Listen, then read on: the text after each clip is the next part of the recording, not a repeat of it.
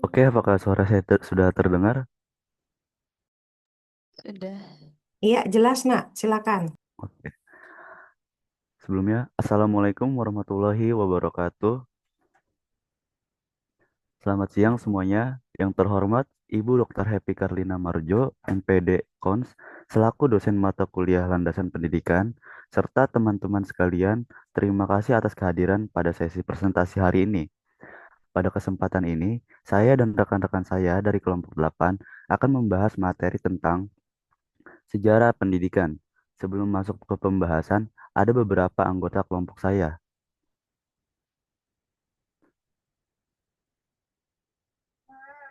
Boleh di next slide ya.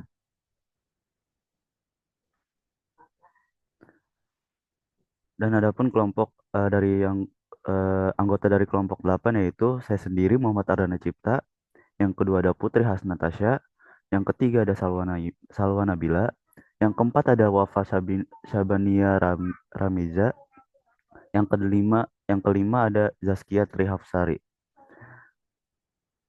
Boleh lanjut slide.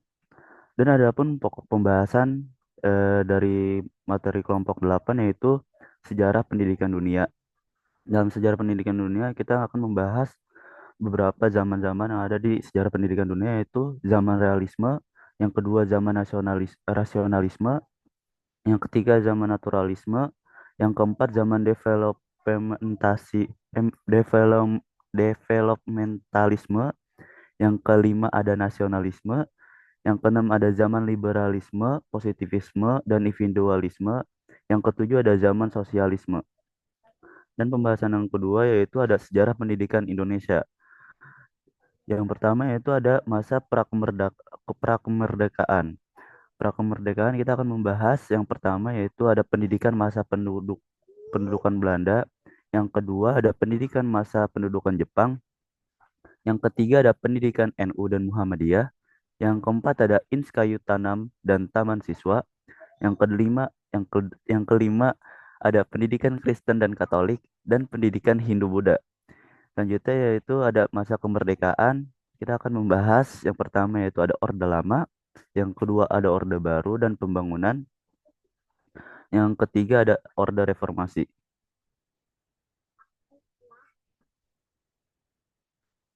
Oke, selanjutnya yaitu kita akan masuk ke pembahasan sejarah perkembangan pendidikan di dunia. Menurut Pirdata tahun 2009, perkembangan pendidikan sudah dimulai sejak zaman purba. Pada masa itu, pendidikan masih berlangsung secara alami, di mana manusia belajar langsung dari pengalaman hidup sehari-hari. Kemudian, berkembangnya ke zaman Yunani purba, di mana pendidikan mulai diarahkan pada pembentuk karakter, fisik, dan intelektual. Contohnya yaitu melalui ajaran para filsuf seperti Plato dan Aristoteles. Selanjutnya, pada zaman Helenisme, sekitar tahun 1500 eh, Masehi, pendidikan semakin berkembang dengan munculnya lembaga-lembaga belajar formal. Selanjutnya yaitu pada zaman Penengahan, sekitar tahun 500 hingga 1500 Masehi, pendidikan masih banyak dipengaruhi oleh agama dan dijalankan oleh gereja. Masuk ke dalam zaman reformasi dan kontra-reformasi. Sekitar tahun 1600-an muncul perubahan besar dalam sistem pendidikan, termasuk upaya pembaruan agar pendidikan lebih terbuka dan rasional. Dan secara umum, perkembangan pendidikan ini bisa kita lihat sebagai proses panjang dari masa kuno menuju masa pencerahan hingga membentuk sistem pendidikan modern seperti yang kita kenal sekarang.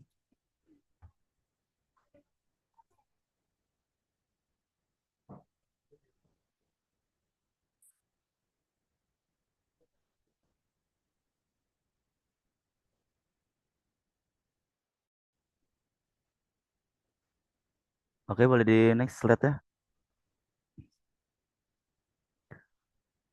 Oke, selanjutnya zaman realisme dan rasionalisme akan dibahas oleh Putri Hafsari. Kepada Putri di tempat dan waktu Baik, terima kasih. Di sini saya akan menjelaskan zaman realisme, rasionalisme, dan naturalisme. Yang pertama ada zaman realisme. Menurut aliran ini, pengetahuan yang benar diperoleh tidak hanya melalui penginderaan semata, tetapi juga melalui persepsi penginderaan. Mudia Harjo 2008 117. Mengutip dari karya Mudia Harjo tersebut, dapat dimaknai bahwa pengetahuan yang nyata tidak cukup hanya dengan menerima informasi mentah dari panca indera, tetapi juga perlu diproses lebih lanjut oleh pikiran melalui persepsi atau penafsiran. Beberapa penafsiran penting dalam aliran realisme ini adalah anak-anak harus belajar dari alam menggunakan metode induktif, yaitu mulai dari menemukan fakta-fakta khusus, kemudian dianalisis untuk mendapat kesimpulan. Selain itu, pembelajaran harus mengutamakan pengertian, disesuaikan dengan perkembangan anak, diberikan dari yang paling mudah, dan yang penting pendidikan bersifat demokratis. Semua anak mendapat kesempatan yang sama. Yang kedua, rasionalisme. Salah satu tokoh pendidikan pada abad ke-18 adalah John Locke. Teorinya yang terkenal yaitu tabula rasa atau a blank sheet of paper, menggambarkan bahwa pendidik itu seperti menulis di atas kertas putih. Manusia memiliki kebebasan dan kekuatan akal untuk membentuk pengetahuannya sendiri. Namun, teori mengenai jiwa manusia ini juga dapat mengarah pada hal-hal negatif seperti intelektualisme, individualisme, dan materialisme. Birdata 2009, 114, 115. Yang menarik dari pemikiran John Locke adalah bahwa semua pengetahuan tidak dibawa sejak lahir, melainkan melainkan diperoleh melalui pengalaman. Pengalaman ini terdiri dari sumber pertama, pengalaman eksternal yang ditangkap melalui panca indera atau sensasi. Kedua, pengalaman internal yang muncul dari proses refleksi atau pemikiran. Jadi, pendidikan, lingkungan, dan pengalaman hidup memiliki peran besar dalam membentuk kepribadian moral dan pengetahuan seseorang. Next. Yang terakhir zaman naturalisme. eh Aliran naturalisme lahir sebagai tanggapan terhadap rasionalisme. Aliran ini menolak kehidupan yang dianggap tidak alami sebagai dampak dari rasionalisme, misalnya praktik korupsi dan gaya hidup yang dibuat-buat. Naturalisme menekankan pentingnya keseimbangan antara akal dan hati dengan alam sebagai guru utama, sehingga pendidikan dijalankan secara selaras dengan alam atau melalui pendidikan alamiah. Birdata 115 sampai 116.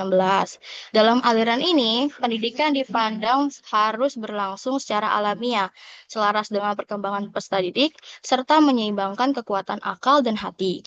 Jadi, intinya, anak-anak perlu diberi kebebasan untuk berkembang sesuai dengan fitrah dan perkembangan alamiahnya, tidak terlalu dibatasi atau dipaksakan dengan aturan-aturan yang kaku. Pemikiran naturalisme ini membawa dampak positif, yaitu mendorong pendidikan yang sesuai dengan perkembangan anak, dan menekankan kebebasan serta pengalaman nyata dalam proses pembelajaran. Sekian dari saya kembalikan ke moderator.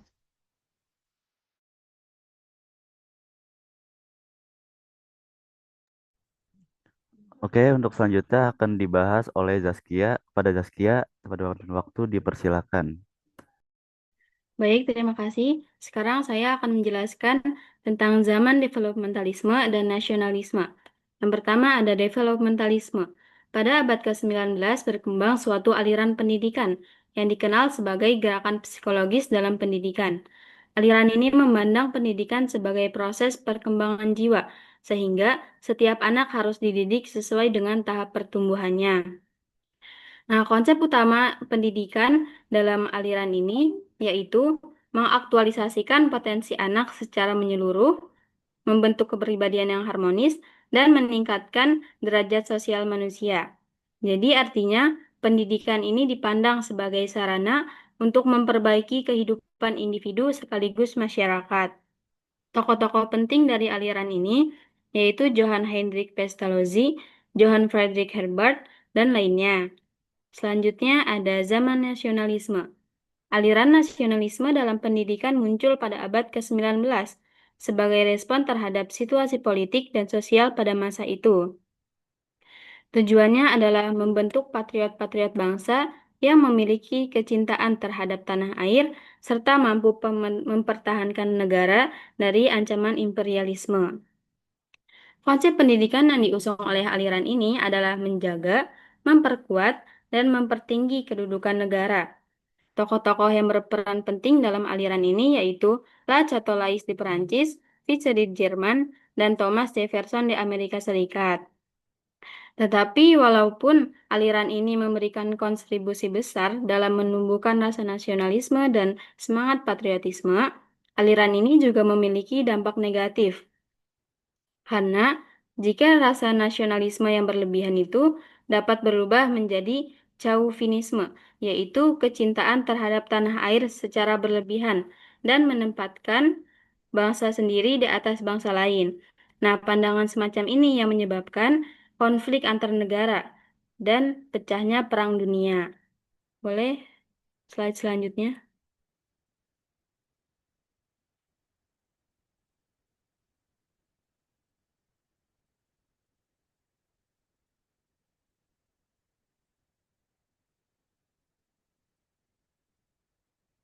Slide selanjutnya itu ada zaman liberalisme, positivisme, dan individualisme. Liberalisme. Aliran liberalisme ini berpendapat bahwa pendidikan merupakan sarana untuk memperkuat. Dalam bidang ekonomi, tokoh penting seperti Adam Smith memperkenalkan gagasan laissez-faire, yaitu kebebasan penuh bagi setiap orang untuk berusaha dan bersaing secara bebas dalam aktivitas ekonomi.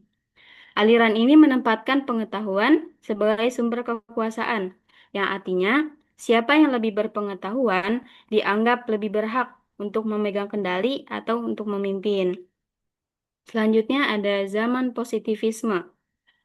Jadi, aliran positivisme ini lahir dengan pandangan bahwa kebenaran hanya dapat diperoleh dari hal-hal yang diamati secara empiris melalui panca indera, bukan dari intuisi maupun spekulasi.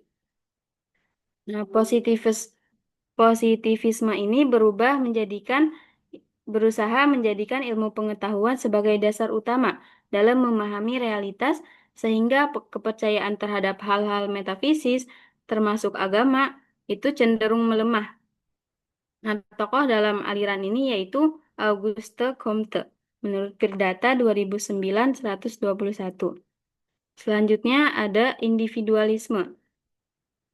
Individualisme ini yaitu pemikiran liberalisme dan positivisme ini mengarah pada kecenderungan individualisme, yaitu menonjolkan kepentingan pribadi di atas kepentingan bersama. Nah, individualisme ini menempatkan kebebasan dan hak-hak individu sebagai prioritas utama, sehingga kepentingan pribadi menjadi lebih dominan dibandingkan kepentingan sosial. Namun, bila berlebihan, individualisme ini dapat menyebabkan egoisme sosial, yaitu sikap mementingkan diri sendiri dan mengabaikan kepedulian terhadap sesama.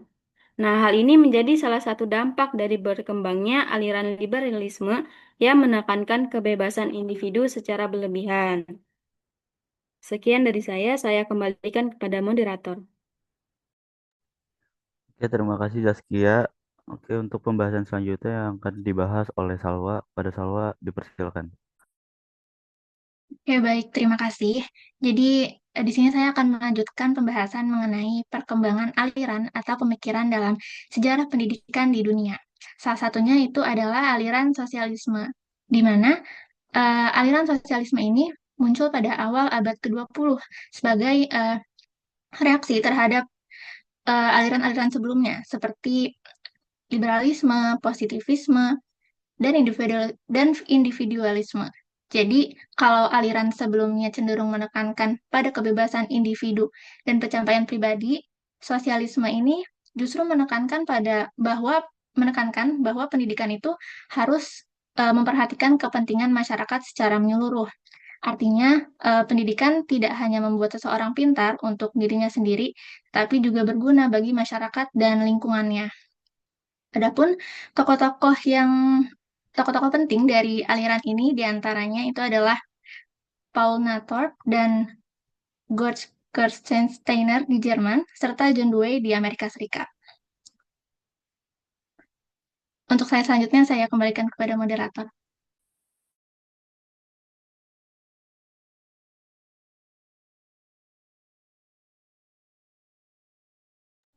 Oke, teman-teman. Sekarang kita udah masuk ke sesi ice breaking ya.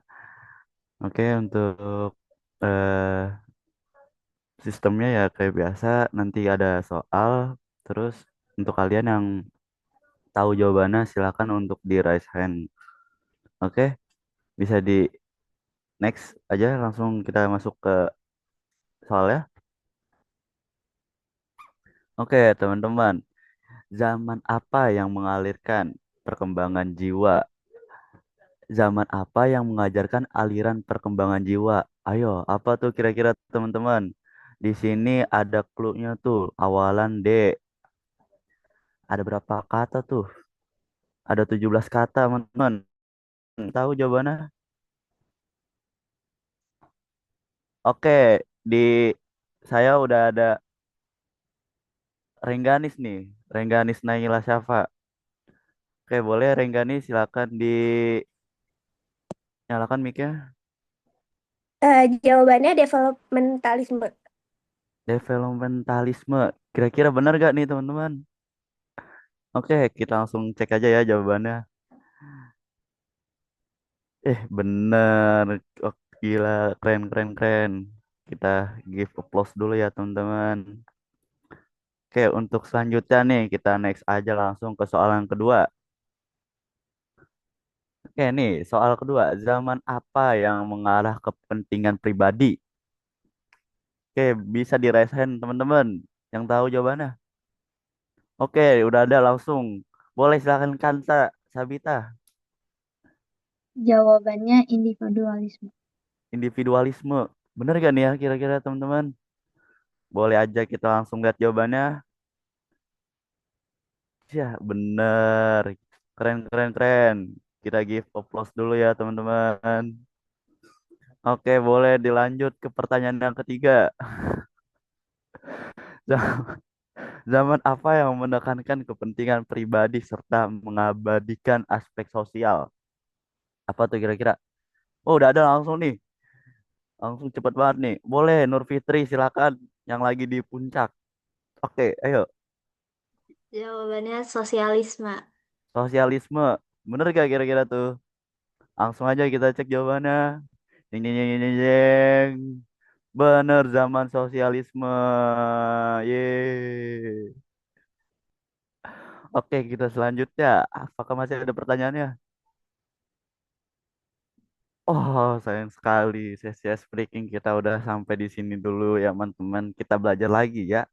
Oke, selanjutnya akan dilanjutkan oleh Salwa. Kepada Salwa, dipersilakan.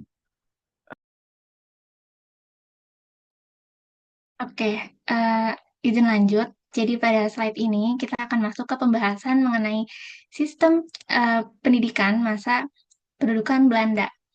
Jadi eh, setelah runtuhnya VOC, Belanda mengambil alih pemerintahan langsung di Hindia Belanda yang membuat sistem pendidikan berubah cukup drastis. Kalau sebelumnya pendidikan di Nusantara itu banyak berfokus pada ajaran agama dan moral, pada masa Belanda, pendidikan justru diarahkan untuk kepentingan kolonial. Jadi, pendidikan dibuat supaya menghasilkan tenaga kerja yang terampil, bukan untuk kemajuan masyarakat pribumi. Nah, karena orientasinya begitu, akses pendidikan pun jadi sangat terbatas. Hanya anak-anak dari kalangan bangsawan atau kaum kolonial yang bisa bersekolah di lembaga yang baik, gitu, yang bagus. Sedangkan kaum pribumi itu sulit mendapatkan akses pendidikan. Nah, akibatnya itu muncul kesenjangan sosial dan pengetahuan antara rakyat biasa dan kaum elit kolonial. Kemudian, memasuki akhir abad ke-19 hingga awal abad ke-20, itu mulai bermunculan berbagai sekolah baru, seperti sekolah raja untuk anak bangsawan, kemudian sekolah kejuruan, Stovia untuk calon dokter pribumi, serta sekolah perempuan. Tapi sayangnya semua itu masih bersifat diskriminatif. Jadi maksudnya tuh bersifat diskriminatif itu hanya orang-orang tertentu yang boleh masuk gitu, atau kurikulumnya tetap menguntungkan pihak pihak Belanda.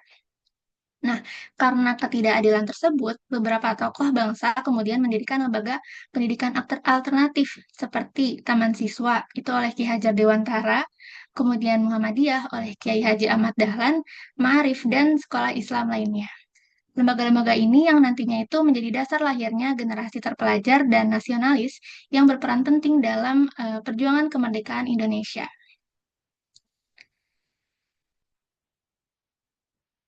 Kemudian selanjutnya, sistem pendidikan pada masa pendudukan Jepang. Jadi setelah Belanda, Jepang itu kan masuk ke Indonesia pada tahun 942 ya. Nah, Jepang itu menghapus sistem pendidikan diskriminatif peninggalan Belanda yang saat itu hanya menguntungkan pihak kolonial.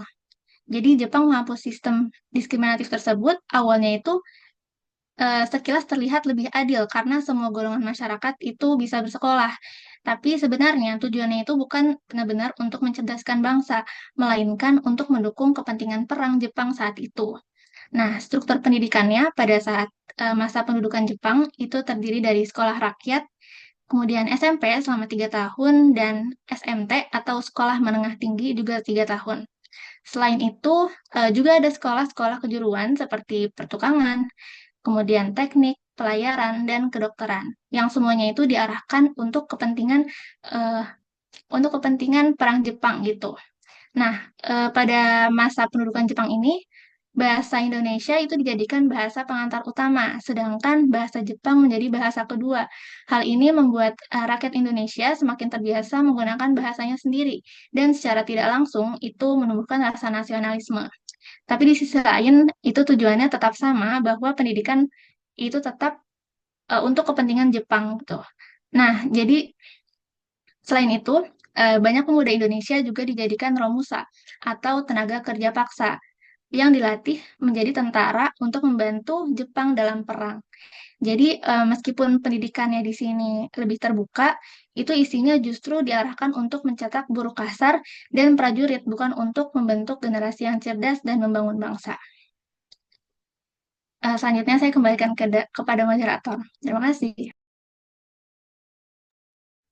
Oke, baik. Terima kasih, Salwa. Untuk selanjutnya yaitu ada pembahasan dari Wafa kepada Wafa, tempat dan waktu. Kami persilakan. Saya persilakan.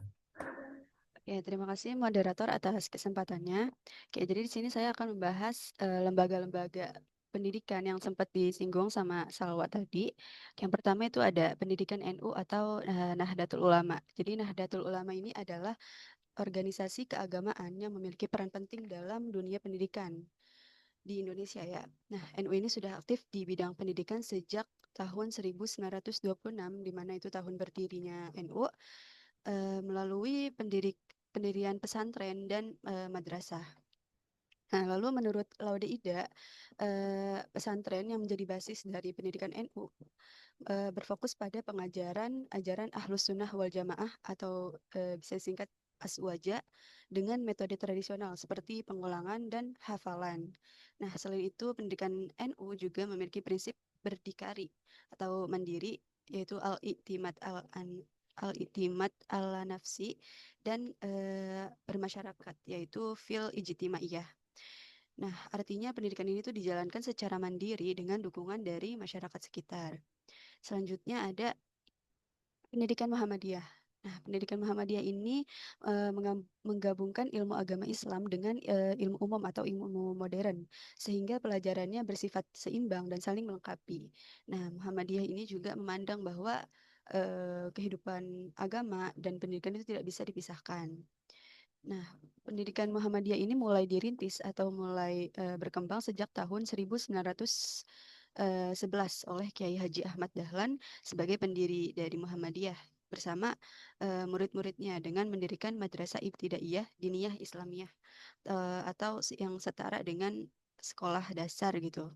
Nah, sekolah ini tuh menjadi contoh awal dari model pendidikan modern Muhammadiyah yang kemudian akhirnya setelah beberapa tahun berikutnya mulai berkembang di Indonesia gitu. Nah, jadi perbedaan utama dari kedua organisasi ini itu ada pada pendekatannya. Kalau NU itu dia lebih menekankan pada pendidikan yang berbasis pesantren dan tradisi keagamaan, sedangkan Muhammadiyah lebih berfokus pada pendidikan modern yang memadukan agama dan ilmu pengetahuan umum. Boleh di next?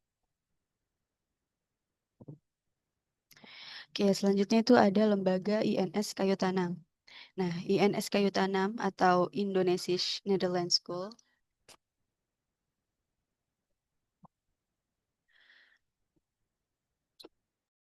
Ya, maaf, saya ulang ya, INS Kayu Tanam atau Indonesisch Netherlands School itu merupakan sekolah atau lembaga yang didirikan oleh Muhammad Syafi'i di Kayu Tanam, Sumatera Barat. Nah, Muhammad Syafi'i ini adalah tokoh pendidikan Indonesia pada masa pergerakan nasional. Beliau menerapkan konsep pendidikan developmentalisme, yaitu pendidikan yang menanamkan semangat nasionalisme serta nilai-nilai kebudayaan kepada siswanya. Nah, melalui konsep ini juga Muhammad Syafi'i ingin membentuk generasi muda Indonesia yang memiliki karakter yang baik dan memiliki mental yang merdeka. Selanjutnya ada lembaga Taman Siswa. Nah, Taman Siswa ini merupakan lembaga pendidikan yang didirikan oleh Ki Hajar Dewantara pada tanggal 3 Juli 1922. Tujuan utama didirikannya Taman Siswa ini adalah untuk membentuk karakter peserta didik yang beriman, bertakwa, dan juga berakhlak mulia. Selain itu, Taman Siswa juga menekankan keseimbangan antara jasmani dan rohani para peserta didiknya, serta untuk menumbuhkan semangat kebangsaan agar peserta didik bisa menjadi anggota masyarakat Indonesia yang berjiwa merdeka dan ikut berperan dalam pembangunan bangsa. Boleh di next? Oke, selanjutnya itu ada pendidikan Katolik dan Kristen. Oke, jadi pendidikan Katolik dan Kristen di Indonesia ini dimulai pada abad ke-16. Nah, pada masa itu Portugis yang datang ke wilayah ini membawa ajaran-ajaran Katolik yang kemudian perkembangannya dilanjutkan oleh para misionaris Protestan pada masa kolonial Belanda. Begitu. Awalnya pendidikan ini berfokus pada pengajaran agama, baca, tulis, berhitung, dan bahasa Latin dengan sekolah modern pertama yang didirikan di Ambon pada tahun 1546 oleh Franciscus Xaverius. Nah, pada abad ke-19-nya, pendidikan Katolik berkembang melalui kedatangan Pastor Jacobus Nelson dan Lambertus Prison tahun 1808. Lalu perubahan status Prefektur Apostolik Batavia menjadi Vikariat Apostolik pada tahun 1842 serta berdirinya Seminari Teologi di Bogor tahun 1934. Yang seiring berkembangnya waktu, kebijakan pendidikan kolonial Belanda ini akhirnya membuka sekolah-sekolah yang bermodel kebaratan. Boleh di next? Oke, selanjutnya ada pendidikan zaman Hindu-Buddha. Nah, pendidikan pada masa Hindu-Buddha ini berakar pada ajaran agama dengan sistem guru dan murid, di mana para siswanya tinggal bersama gurunya di padepokan atau asrama. Nah, di tempat itu mereka belajar sekaligus meniru cara hidup gurunya. Nah, lembaga pendidikan pada masa ini biasanya berupa padepokan, di mana tempat para bangsawan dan pendeta itu belajar berbagai ilmu seperti agama, filsafat, kepemimpinan, kenegaraan, dan bela diri. Selain itu, bagi keturunan kerajaan, pendidikan ini juga berfungsi untuk menyiapkan diri mereka untuk sebagai pemimpin di masa depan yang memiliki sikap bijaksana dan berpengetahuan luas. Nah, sistem asrama ini kemudian memberi pengaruh besar terhadap sistem pendidikan di masa berikutnya karena menekankan hubungan yang erat antara guru dan muridnya karena mereka tinggal di satu tempat yang sama gitu. Serta dapat menumbuhkan nilai kedisiplinan dan keteladanan dalam proses pembelajarannya. Jadi dapat disimpulkan kalau pendidikan Hindu-Buddha ini lebih menekankan ke pembentukan moral, spiritual, dan kedisiplinan para muridnya, serta berfokus pada hubungan guru dan juga murid yang kuat melalui kehidupan di asrama atau padepokan. Boleh di next? Oke, sekarang kita masuk ke masa kemerdekaan. Itu masa yang pertama itu ada masa Orde Lama. Oke, pendidikan pada masa Orde Lama dimulai setelah proklamasi kemerdekaan dengan Pancasila sebagai dasar falsafahnya. Namun pada awalnya sistem pendidikan pada masa ini belum sepenuhnya seragam di seluruh Indonesia. Itu ada pada 1945 sampai 1950. Sistem pendidikannya itu masih banyak melanjutkan sistem dari masa pendudukan Jepang. Nah, pemerintah Indonesia akhirnya pada saat itu menetapkan bahwa setiap warga negara berhak mendapat pendidikan dan bahasa Indonesia pada saat itu mulai digunakan sebagai bahasa pengantar di sekolah. Nah, terus pada masa itu terdapat juga jenjang pendidikan Indonesia yang disusun mulai dari sekolah rakyat hingga perguruan tinggi Republik. Lalu pada periode 1950 sampai 1966, pemerintah mulai menyusun dasar hukum pendidikan nasional dengan menetapkan Undang-Undang Nomor 4 tahun 1950 dan Undang-Undang Nomor 12 tahun 1504 tentang pendidikan tinggi serta pembentukan Majelis Pendidikan Nasional. Nah, pada masa ini juga dibuat Undang-Undang Nomor 19 Tahun 1965 tentang Pokok Sistem Pendidikan Nasional Pancasila sebagai pedoman utamanya. Oke, boleh di next.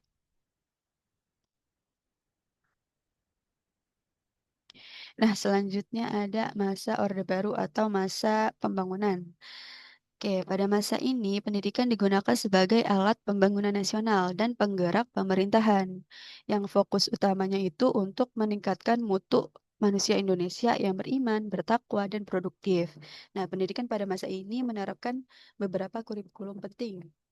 Di antaranya ada kurikulum 1968 yang menekankan tentang pembinaan Pancasila. Yang kedua ada kurikulum 1975 yang menekankan manajemen by objektif. Terus yang ketiga ada kurikulum 1984 yang menekankan bagaimana cara belajar siswa aktif atau singkatannya itu CBSA. Dan terakhir itu ada kurikulum 1994 yang menekankan muatan nasional dan lokal. Nah, selain itu, sistem pendidikan pada masa ini lebih terpusat dan birokratis. Artinya, pengelolaannya itu banyak diatur oleh pemerintah pusat. Nah, jenis pendidikan pada masa itu juga berkembang yang mencakup pendidikan formal, informal, dan non-formal melalui jalur sekolah maupun dari luar sekolah gitu. Namun pada masa ini perhatian pemerintah justru lebih banyak tertuju pada pembangunan ekonomi nasional sehingga pendidikannya itu lebih difokuskan pada pencapaian hasil belajar dan kedisiplinan siswa. Oke, boleh di next. Oke, yang terakhir yaitu ada masa reformasi. Pada masa ini, pemerintah memberikan ruang yang besar bagi lahirnya berbagai kebijakan pendidikan yang bersifat reformatif dan revolusioner. Sistem pendidikan yang sebelumnya itu kan sangat sentralistik. Nah, akhirnya pada masa ini mulai berubah menjadi desentralistik. Artinya, kewenangan pendidikan itu tidak lagi hanya di pusat, tapi juga diberikan kepada daerah. Selain itu, kurikulumnya juga mulai berorientasi pada kompetensi siswa. Nah, pemerintah pada saat itu menjalankan amanat Undang-Undang Dasar 1945 ya, dengan mengalokasikan 20% dari APBN dan APBD untuk sektor pendidikan. Nah, beberapa program penting yang lahir pada masa ini diantaranya itu ada BOS atau Bantuan Operasi Sekolah. Terus ada wajib belajar 9 tahun, sertifikasi guru dan beasiswa peningkatan kompetensi. Nah, untuk dalam hal kurikulumnya pada masa ini ada yang pertama kurikulum tahun 1999 yang dilakukan dengan menyempurnakan kurikulum tahun sebelumnya yaitu tahun 1994. Lalu tahun 2004 munculnya KBK atau kurikulum berbasis kompetensi. Terus dilanjut tahun 2006 yang muncul apa namanya KTSP atau kurikulum tingkat satuan pendidikan yang terakhir ada tahun 2013 yang menandakan lahirnya kurikulum 2013 yang menekankan pembentukan warga negara yang kreatif, inovatif, produktif, serta mampu bersaing di tingkat global. Nah, secara keseluruhan pada masa ini menandai upaya besar untuk memperbaiki mutu pendidikan di Indonesia dengan memberikan otonomi, fleksibilitas, dan fokus pada kompetensi peserta didik. Oke, baik, terima kasih. Itu penjelasan dari saya. Saya kembalikan ke moderator. Oke, baik. Terima kasih Wafa atas penjelasan yang sangat panjang. Oke, untuk selanjutnya kita masuk ke video pembelajaran.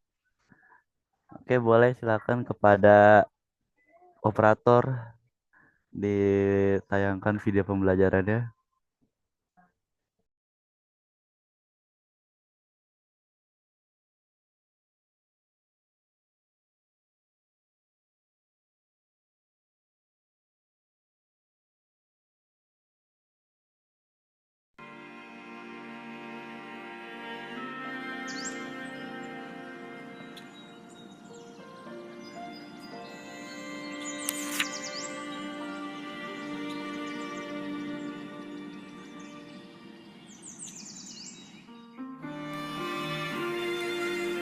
Bapak Pendidikan Indonesia.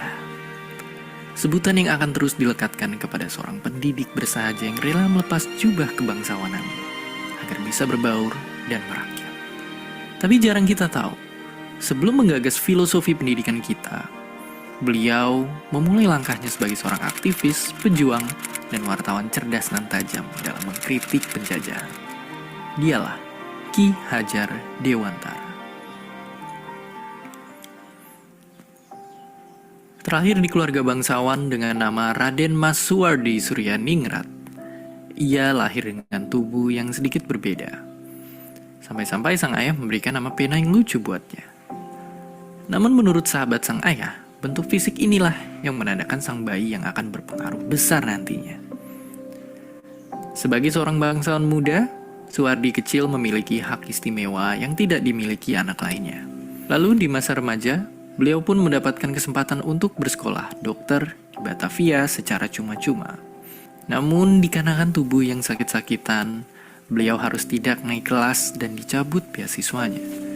Walaupun pencabutan ini juga dicurigai karena ada motif politis di baliknya. Tapi gagal menjadi dokter tidak lantas membuatnya hilang arah. Malah ia menemukan kekuatan baru dengan bersenjata, kertas, dan pena. Tulisan-tulisan Suwardi menarik perhatian dua pemuda lainnya yang juga tengah membangun pergerakan, Dr. Cipto dan Douwe Dekker. Ketiga orang inilah yang kemudian bahu-membahu menyebarkan ide Indonesia Merdeka lewat partai politik pertama di Nusantara. Ibarat mendapatkan angin, di sana Suwardi semakin garang mengkritik ketidakadilan yang menimpa bangsanya. Puncaknya, ia menuliskan sebuah kritik tajam yang ditujukan kepada bangsa penjajah. Tulisan yang sangat ironis menyindir perayaan kemerdekaan Belanda di atas tanah sebuah bangsa yang sedang mereka jajah dengan ongkos yang juga harus dibayar oleh orang-orang tertindas. Merahlah wajah dan telinga Belanda. Suara lantang Suwardi dianggap sudah keterlaluan. Bersama rekan seperjuangan, 3 serangga itu pun dibuang ke negeri Belanda. Raga boleh diasingkan, tapi bara dalam jiwa tegar menyala. Di tengah pengasingan, Suwardi justru tercerahkan. Ia mengenal gagasan pendidikan dari tokoh-tokoh besar yang ide-idenya kelak membawanya ke arena juang yang sama. Kembali ke tanah air, jalan terjal masih dihadapinya. Suwardi lagi-lagi harus berhadapan dengan pihak pemerintah kolonial. Celakanya, kali ini ia harus sampai mendekam di penjara. Tapi dari balik jeruji, hatinya gelisah mendengar kabar sang istri yang mengalami pendarahan parah sehabis melahirkan anak ketiga. Lalu, disinilah titik balik itu. Pada satu kesempatan, sang istri mengingatkan Suwardi tentang janjinya kepada sang guru agar mau mendidik kaumnya yang masih tertindas. Bagai mendapat ilham, Suwardi pun segera bersiap lahir menjadi sosok yang baru. Ya, ketika bebas, ia lekas mendirikan sebuah sekolah. Taman Siswa namanya. Sebuah cara perjuangan yang ia pilih untuk memperkuat rakyat dengan senjata terhebat. Pendidikan. Ia juga menanggalkan nama kelahirannya, menggantinya dengan nama panggilan yang setara, Ki Hajar Dewantara. Mimpinya sangat besar dan melampaui zaman. Cita-cita untuk meraih kemerdekaan bukan hanya merdeka dari penjajahan bangsa-bangsa, tapi juga kebodohan yang memenjara. Inilah sumbangsih terbesar yang membuatnya dikenang sebagai Bapak Pendidikan Indonesia kelak. Perjuangan melawan penjajah tidak melulu dengan senjata. Kisah dari seorang dokter rakyat membela kaumnya dengan cuma-cuma, juru ketik yang rajin mengkritik, ataupun seorang pendidik yang rela turun dan meninggalkan zona nyaman. Menyadarkan kita kalau perjuangan itu adalah tentang memiliki ide dan mimpi yang besar. Butuh 3 dekade bagi 3 serangkai sampai cita-cita kemerdekaan dinikmati oleh kita semua hingga hari ini. Sekarang, giliran kita untuk menentukan mimpi dan cita-cita besar bagi Indonesia di masa depan. Dan seperti biasa, terima kasih.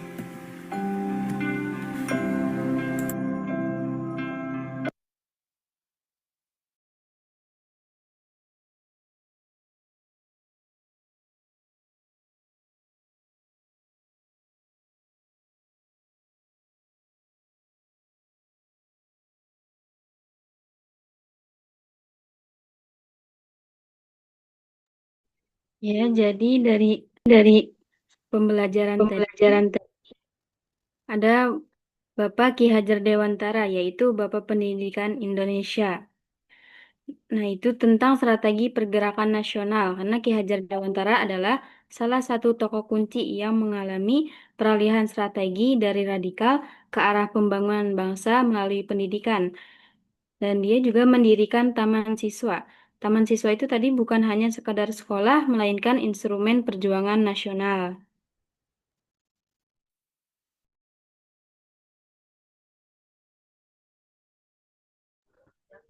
Oke, untuk sesi selanjutnya yaitu kita masuk ke sesi tanya jawab. Pada teman-teman audiens yang memiliki pertanyaan, silakan untuk raise hand dan ajukan pertanyaannya. Oke, teman-teman yang di Zoom-nya lebih dari 2 atau berdua, tolong turunkan resennya boleh, biar yang resen hanya kelompok 8 dan yang akan bertanya. Silakan. Cukup maksimal 3 penanya ya. Silakan. Keluar share screen dulu, Nak, lebih memudahkan.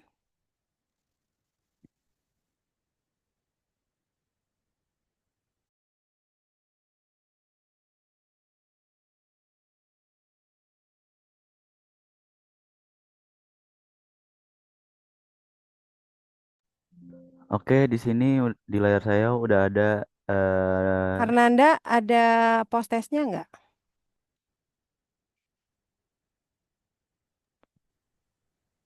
Ada, Ibu. Oh, ada, iya. Jadi nanti setelah 2 orang ini bertanya, Ibu akan proses video tadi. Nanti secara acak Ibu pilih summarization dari video yang sudah di video pembelajaran tadi ya. Setelah itu baru kirim post test sambil kalian menjawab 2 pertanyaan Nadia dan Naswa. Silakan. Oke, kepada Nadia dari kelompok 9 dipersilakan untuk menanyakan pertanyaannya. Sebelumnya, apakah suara saya terdengar?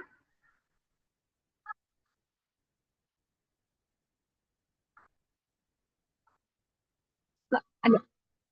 Eh, Perkenalkan, nama saya Nadia Aulia dari kelompok 9. Pertanyaan saya untuk kelompok 8 itu, dari semua aliran pendidikan di dunia, manakah yang menurut kelompok kalian yang relevan yang diterapkan pada sistem pendidikan Indonesia saat ini?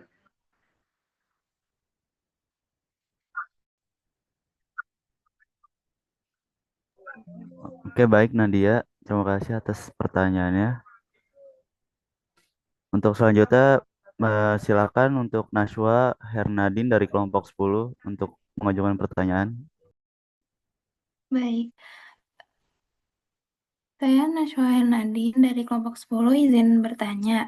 Menurut kalian nih, bagaimana pemikiran dari aliran developmentalisme dan nasionalisme ini bisa membantu menciptakan sistem pendidikan yang membangun karakter dan mendorong kemajuan bangsa?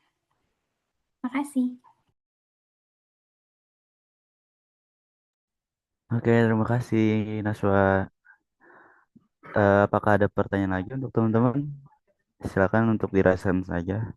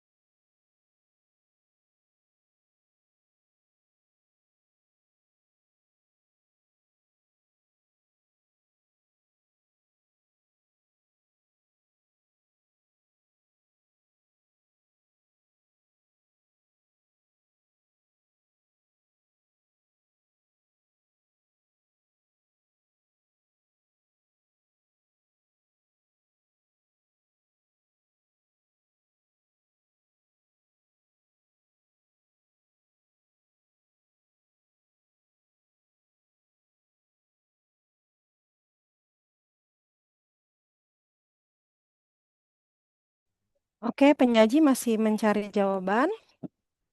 Oke, sudah 2 orang ya yang bertanya. Tetap present ya yang bertanya, biar terlihat. Sekarang Kansa Tasbita. Bu Happy ingin bertanya dari video pembelajaran tadi, apa yang kamu peroleh? Silakan Kansa. Baik, sebelumnya apakah suara saya sudah terdengar? Sudah kan, Sa? Oke, baik. Jadi dari video itu, saya boleh menceritakan ringkasannya ya Bu dari awal.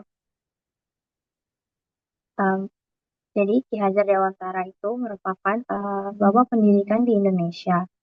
Dengan nama aslinya itu Raden Mas Suryaningrat.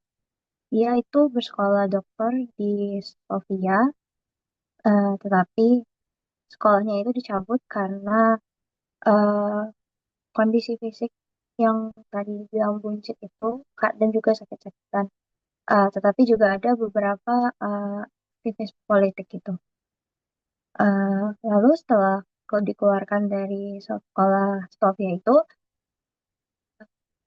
bukannya patah semangat, tetapi malah lebih semangat dengan bersenjatakan pulpen dan buku untuk mengkritik ketidakadilan.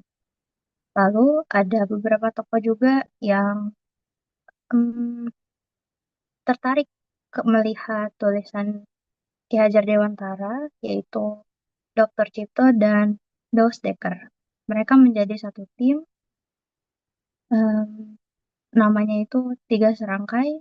Timnya eh, membuat partai namanya Indonesia Party pada tahun 1912. Lalu mereka karena udah serangkai jadi lebih semangat untuk mengkritik ketidakadilan dengan itu als IPN Netherlands pada tahun 1913. Lalu ketahuanlah oleh Belanda itu mereka diasingkan ke negara Belandanya. Terus setelah kembali Ki Hajar Dewantara ini malah justru dipenjarakan. Terus di dalam penjara itu istrinya dapat kabar tidak baik dari istrinya yang mengalami kecelakaan karena melahirkan anak ketiga. Lalu Ki Hajar ini sadar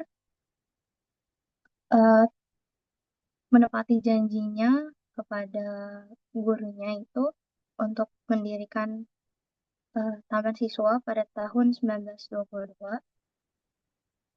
Seperti itu. Jadi dari video itu bisa dilihat kalau misalnya perjuangan itu tuh adalah semua yang memiliki ide dan mimpi yang besar. Itu yang bisa saya ambil buat dari video. Terima kasih. Oke, terima kasih Kansa, luar biasa. Oke, Kansa dan teman-teman, poin utama yang disampaikan dari tayangan tadi, kalian bisa melihat bagaimana pendidikan dari zaman sejarah sampai saat ini. Intinya, kalau kalian lihat dengan kondisi sekarang, ada dua hal poin yang ingin Ibu sampaikan. Yang pertama, negara akan maju ketika negara itu memiliki sumber daya manusianya secara optimal, maka ketika di awal sebelum zaman penjajahan Belanda sampai dengan saat ini dengan model neo penjajahan juga, kalian bisa lihat betapa pendidikan itu tidak murah, mahal gitu ya. Namun ketika kalian tadi dengan ceritanya Ki Hajar Dewantara, itu terlihat sekali bahwa tidak patah arang. Banyak orang yang juga sama dengan posisi yang sama. Seperti yang saat ini kalian lakukan. Jadi kalian nggak sendiri. Untuk menjadi kalangan intelektual, itu banyak sekali perjuangan yang harus dilakukan. Tujuannya untuk mencerdaskan diri dan bangsa pastinya. Kemudian, negara yang selalu akan berkembang atau negara terbelakang adalah ketika pendidikan dan kesehatannya minim. Selalu ditunggangi dengan muatan politik. Nah, kalau kondisi seperti itu, siapa lagi yang akan aware dengan sumber daya manusianya kalau bukan kalian sebagai penerus bangsa? Jadi landasan pendidikan ini membantu kalian untuk memahami betapa pentingnya pendidikan, tidak hanya untuk mencerdaskan manusianya itu sendiri, kelompoknya, bahkan bangsa dan dunia. Melalui tulisan kalian, melalui inovasi yang kalian lakukan sesuai dengan bidang kalian di MIPA, di bidang statistik, matematika, dan seterusnya, itu membantu anak bangsa untuk berkembang. Karena dunia di genggaman kalian. Jadi, selama negara SDM-nya tidak berkembang, sumber daya alamnya akan dijajah, diambil oleh negara-negara lain. Selama orang Indonesia masih cinta produk luar, dengan memudahkan, bayangkan mana ada produk Indonesia? Coba terkait dengan bidang keilmuan kalian. Kalian menggunakan media, ada nggak media pembelajaran yang memang dari anak bangsa? Sangat terbatas, gitu ya. Bahkan yang tradisional, dan itu tidak dikembangkan menjadi modern. Kalaupun ada, pemerintah apakah hadir? Nah, jadi itu jadi pertanyaan juga. Kalau pendidikan mau berkembang, kita semua harus maju. Lahir dari kalian. Jadi keterbatasan waktu, dana, uang, dan sebagainya, itu saat ini kalian harus kreatif mencari beasiswa, mencari teman-teman seperjuangan, memiliki ide yang sama, agar filosofi pendidikan tadi tidak hanya berlaku bagi kalangan tertentu. Di dalam Pancasila serta undang-undang itu pendidikan hak semua orang. Nah, bagaimana mengencam pendidikan itu yang dengan baik? Nah, itulah yang kalian perjuangkan. Oke ya, itu poin utama yang ingin saya sampaikan. Jadi penjajahan itu tidak hanya diambil sumber daya alamnya, tapi cara berpikir kita pun ditahan gitu ya. Contohnya tadi zaman sejarah hanya untuk para demang, kasta tertentu. Nah itu sengaja dibuat untuk memperbodoh karena tujuannya apa? Untuk sumber daya alamnya. Nah, ini juga masih terjadi saat ini.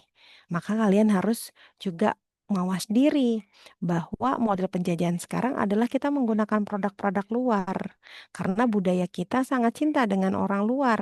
Lupa, kalau Jepang, mereka nggak mau ngomong pakai bahasa Inggris. Jepang aja, gitu ya. Karena mereka tujuannya apa? Agar mereka juga kuat dengan hal itu. Walaupun kita sadari di Jepang saking cerdasnya, gitu sumber daya manusianya, orang-orang produktifnya sudah minim, banyak yang sudah lansia. Maka banyak pekerja Indonesia ke sana. Jadi setiap kebijakan pasti ada plus minusnya. Itulah dunia, ya. Jadi balik lagi, kalau kalian ingin mencerdaskan kehidupan kalian, cerdaskanlah lingkungan sekitar kalian. Dan itu akhirnya kalian berguna untuk orang banyak. Ya, gunakanlah hati kalian untuk mengembangkan tadi pribadi kalian sesuai dengan profil profesi kalian. Oke. Nah, dari hal ini, Yovando, adakah yang menginspirasimu? Silakan Yovando.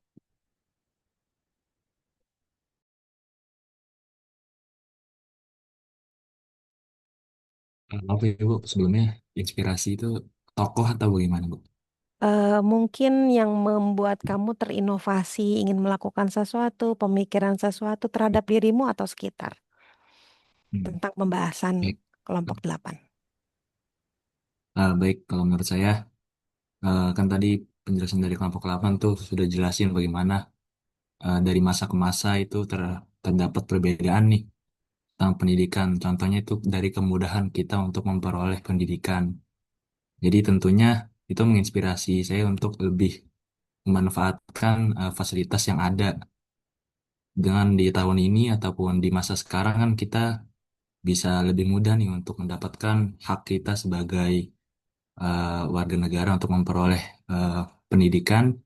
Jadi kita harus terus mengembangkan potensi yang ada di diri kita. Jangan pernah lelah untuk belajar. Misalkan kita lagi pengen cari tahu tentang sesuatu, kita manfaatkan segala kemudahannya. Misalkan eh, kuliah dengan beasiswa itu juga kita juga terus mengembangkan inovasi-inovasi lainnya gitu Bu. Oke, bagus, Hmm. Yovando. Yang lain bagaimana?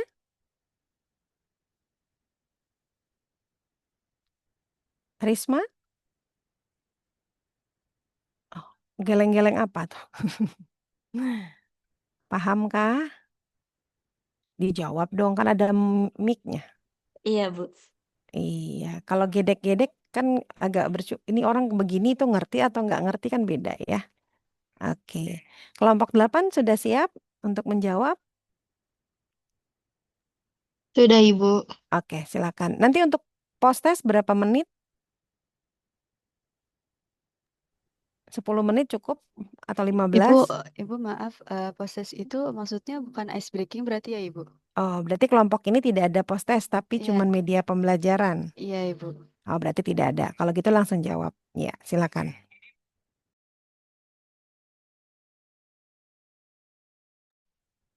Baik, saya akan menjawab pertanyaan dari Najwa Hernadin, pertanyaannya bagaimana pemikiran dalam aliran developmentalisme dan nasionalisme bisa membantu menciptakan sistem pendidikan yang membangun karakter, menumbuhkan rasa cinta tanah air, dan mendorong kemajuan bangsa? Apakah benar pertanyaannya? Ya, benar. Baik. Aliran developmentalisme dan nasionalisme itu tuh sebenarnya bisa saling mendukung dalam menciptakan sistem pendidikan yang bagus. Dari sisi developmentalisme, pendidikan dilihat sebagai cara untuk membangun bangsa. Jadi sekolah bukan cuma tempat belajar teori, tapi juga melatih kemampuan dan tanggung jawab supaya kita bisa ikut memajukan negara. Sedangkan dari sisi nasionalisme, pendidikan penting buat menumbuhkan rasa cinta tanah air dan kebanggaan terhadap identitas bangsa.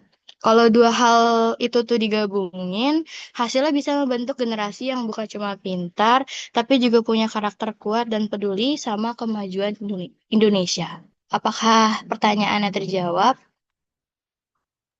Iya, sudah terjawab.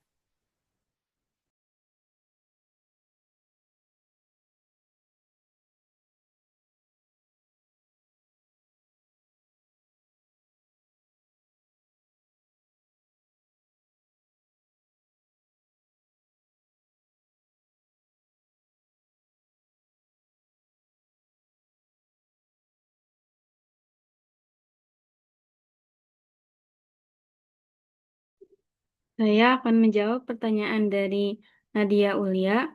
Untuk pertanyaannya, dari semua aliran pendidikan di dunia, manakah yang menurut kelompok kalian paling relevan dan efektif diterapkan pada sistem pendidikan Indonesia saat ini? Apakah benar?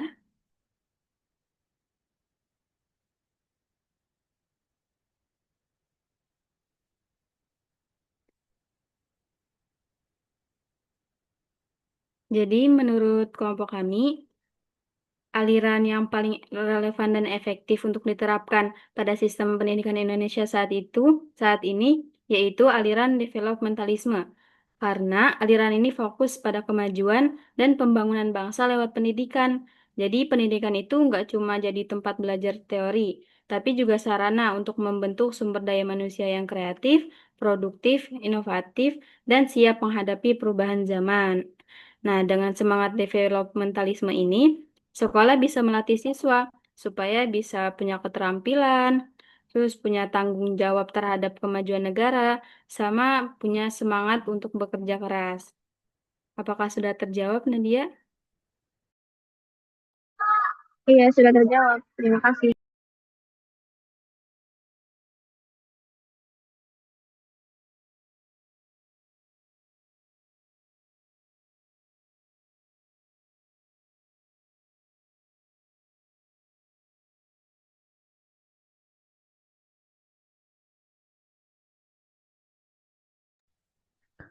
Apakah ada pertanyaan lagi dari teman-teman audiens?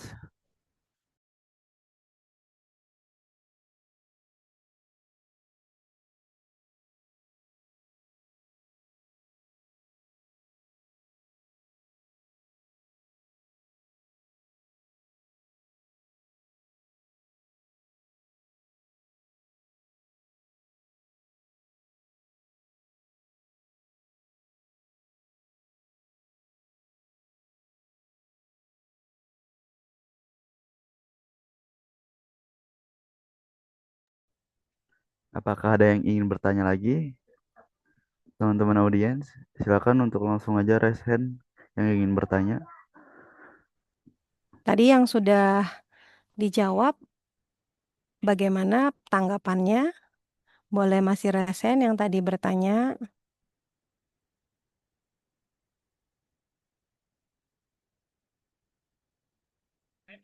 Tadi yang bertanya siapa saja? Naswa? Iya, Ibu. Iya, gimana Naswa? Apa yang kamu peroleh?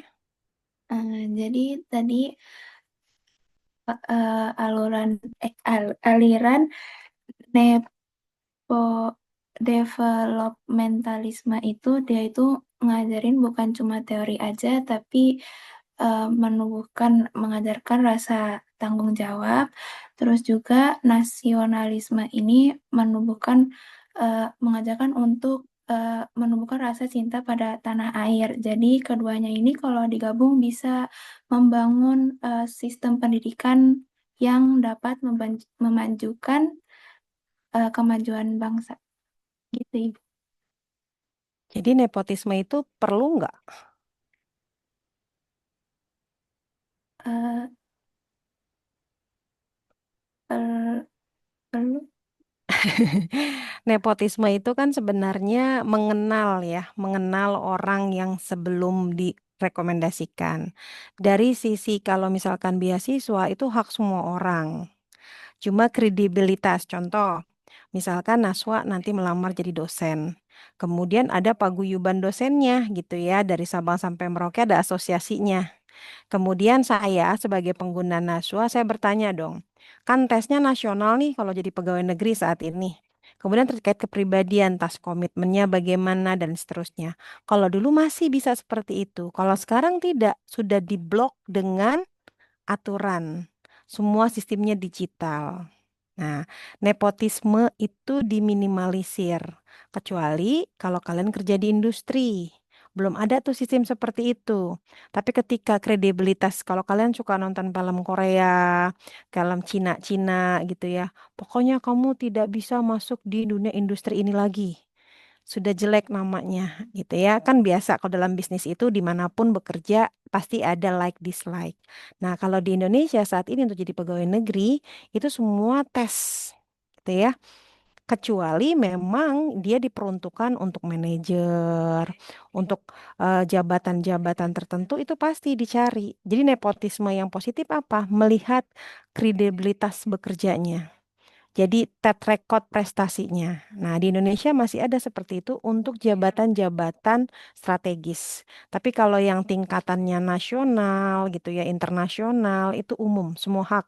Tapi kalau sudah masuk dalam organisasi tertentu, mau di swasta, mau di negeri, pasti dilihat siapa yang membawa. Nah, itu bisa positif, bisa negatif. Kalau informasi kuda bisiknya benar, kalau tidak, bahaya. Nah, ini masih diperjuangkan. Karena tataran manajer, CEO gitu ya, yang tinggi, tingkatannya kalau di universitas rektor gitu ya, itu tidak ada aplikasi khusus.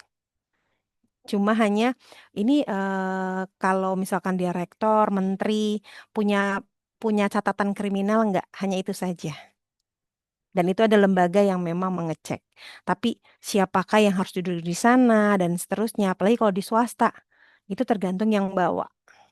Nah, itu nepotisme di Indonesia. Masih seperti itu. Bahkan di belahan dunia juga seperti itu. Jadi apakah nepotisme itu bagus? Lihat dari kompetensinya dulu ya. Walaupun masih ada sifat subjektivitasnya. Gimana Naswa? Ya, baik, Ibu. Oke. Terima kasih, kita beri applause Naswa dan kita semua. Silakan Nadia.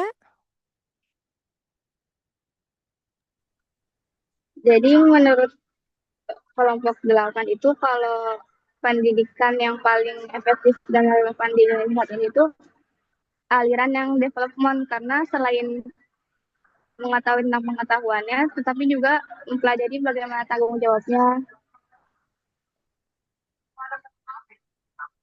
Oke, ya, terima Dan ya. prakteknya gitu. Nadia, muka kamu nggak kelihatan ya? Nah, oke. Ya, jadi kalian menjadi calon pendidik harus memahami perjuangan pendidik sebelumnya. Jadi nggak boleh patah arang ya. Poin utamanya di sana. Kembangkanlah sumber daya manusianya. Itu ada di pundak kalian. Pembahasan materi kali ini ke arah sana. Oke? Oke. Kita beri plus lagi untuk kita semua. Yang lain adakah pertanyaan?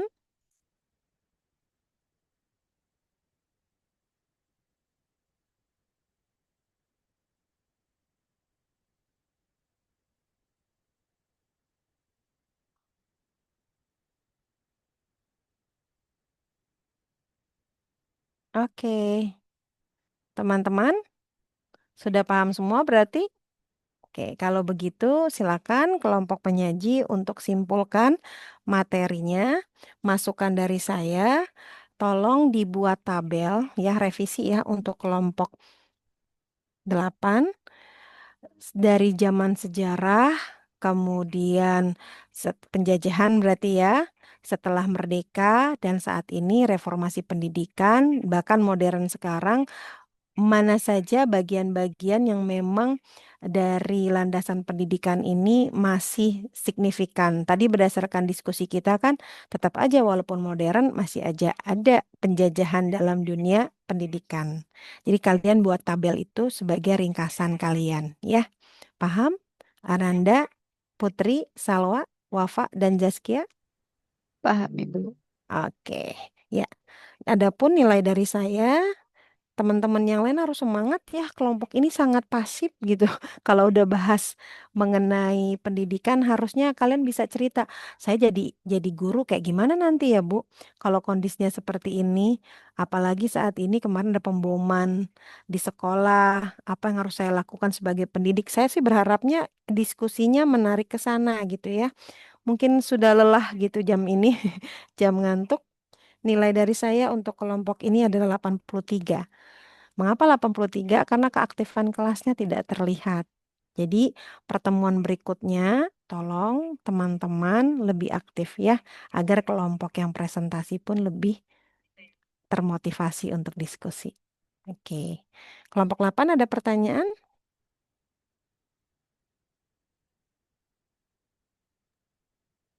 Cukup, Ibu.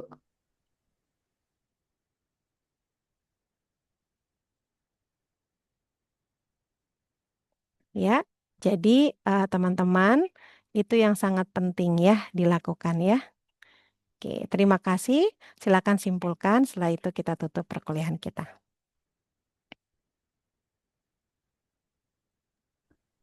Oke, untuk kesimpulan dari sabar.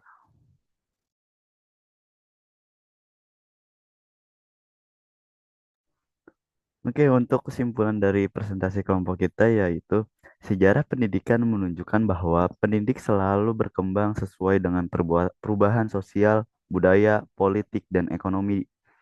Di dunia perkembangan pendidikan dipengaruhi oleh berbagai aliran pemikiran seperti realisme, rasionalisme, naturalisme, developmentalisme, nasionalisme, positivisme, individualisme, liberalisme, hingga sosialisme di Indonesia. Sejarah pendidikan melalui berbagai fase penting. Pada masa penjajahan Belanda dan Jepang, pendidik lebih diarahkan untuk kepentingan kolonial, namun justru memunculkan lembaga pendidikan alternatif yang membangkitkan kesadaran nasional. Setelah kemerdekaan, pendidikan berkembang seiring dengan perubahan politik dari masa Orde Lama yang berorientasi pada sosialisme, masa Orde Baru yang menekankan pembangunan dan pemerataan, hingga era peningkatan profesionalisme tenaga pendidik. Seluruh perjalanan sejarah ini menunjukkan bahwa pendidikan bukan hanya cara menyampaikan ilmu, tetapi juga menggambarkan perjuangan bangsa dalam membangun identitas, meningkatkan kualitas sumber daya manusia, serta menyesuaikan diri dengan tantangan zaman. Itu kesimpulan dari kelompok kami.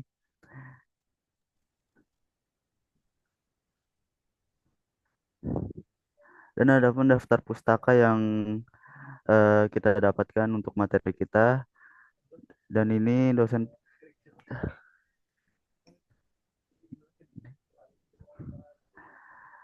dan terima kasih untuk Oke, dosen iya. pengampu Bu Happy Karlina Marjo, MPD Cons, dengan moto Be Happy, Be Me. Oke, Arnanda jadi tertawa ya. Oke, terima kasih. Kita beri applause untuk teman-teman penyaji. Nggak apa-apa, ini kan baru semester 1 ya. Tetap semangat ya perbaikannya sehingga nanti bisa nilainya A. Terima kasih teman-teman. Saya berharap di pertemuan berikutnya kalian lebih aktif dan lebih percaya diri ya untuk kelompok 9. Karena tidak terasa kita hanya tinggal 5 kali lagi pertemuan. Terima kasih. Wabillahi taufiq. Assalamualaikum warahmatullahi wabarakatuh. Bu Happy izin live ya. Ibu, Jaga Ibu maaf, kesehatan. kita belum Kenapa, Wafa? presentasi, Ibu. Oh, belum foto. Oke, silakan Wafa.